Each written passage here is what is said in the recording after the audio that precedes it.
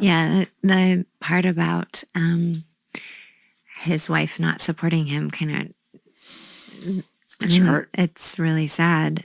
And maybe a little telling too, if Yes. if he isn't quote unquote allowed Yep. to do certain things, speak about his faith to certain people in his home, Yeah.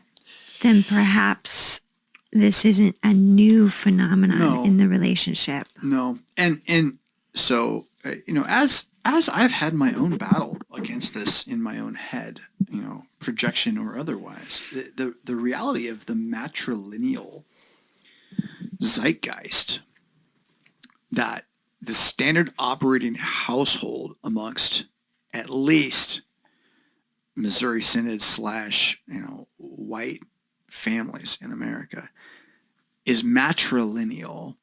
I think Hispanics too. The woman rules indirectly. Mm-hmm. So the man still has sort of the visible power in the home, but the woman's tongue suggests enough for him to know when, if he doesn't do it the way she would prefer, it's just going to hurt. It's just going to be like,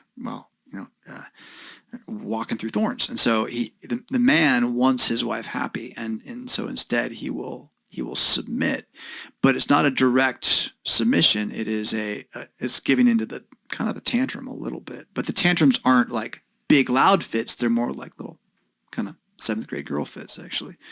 And that is just observable, the way that our households and our congregations operate.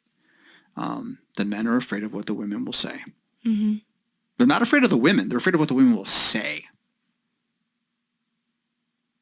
And yeah, in his home, that language of "I'm not allowed to" means that the table conversation is dominated by what the women will say, and if they're unhappy, then it's over. Right? And then it isn't good. Right? And so the happiness of the woman becomes the primary goal of the matrilineal man, and that makes them both very unhappy. Yeah. So once a man is able to invest the time and energy and focus on the Sons of Solomon discipline, what we've seen, at least it would seem from others who have come to us, is that he feels more empowered to stand up and speak about his faith. Correct. And even in the face of being told, no, we don't speak about that because that's something that's going to rock the boat. Mm-hmm. And he's like, well, then that boat needs to get out of this harbor because we're speaking about this right now. Well, and then there is something to recognize, though, if you're going to go that route. It might be that your daughter and you never see each other again. Like that could be the result.